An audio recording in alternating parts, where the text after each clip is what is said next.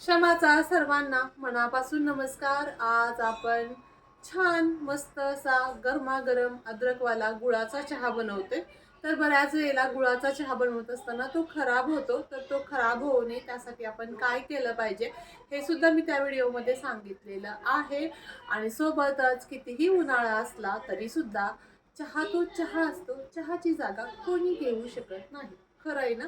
चला तर मग व्हिडिओला सुरुवात करूया।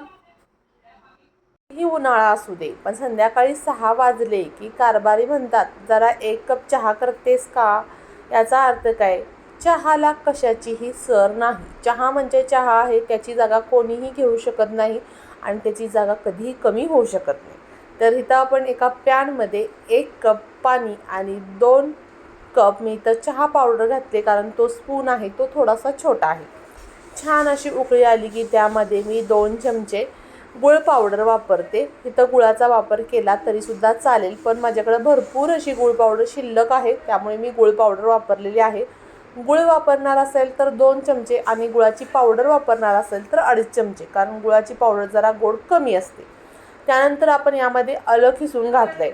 तर चहा आपला का खराब होतो? कारण दूध आपलं थंड असतं आणि चहा उकळलेला असतो। तर यासाठी आपण काय करायचं आहे, चहाचं टेम्परेचर आणि दुधाचं टेम्परेचर सेम ठेवायचं आहे। म्हणजे दूधसुद्धा उकळतं ठेवायचं आहे आणि चहासुद्धा उकळता ठेवायचा आहे। त्यामुळे दोन्हींचं टेम्परेचर सेम राहील आणि आपण ज्या वेळेला चहामध्ये दूध घालू त्यावेळेला आपलं जे चहा आहे तो खराब होणार नाही। तुम्ही बघू शकता इथं मी दूधसुद्धा गरम करायला ठेवलेलं आहे। छान अशी उकळी आलेली आहे, चहालाही छान अशी उकळी आलेली आहे।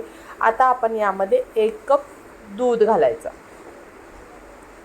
तुम्ही कितीही वेळ जर असं उकळवलं तरीसुद्धा तुमचा चहा खराब होणार नाही। तर मी अंदाजे 1 कप इथं दूध घातलेलं आहे, 1 ते 1.5 कप दूध आहे इथं।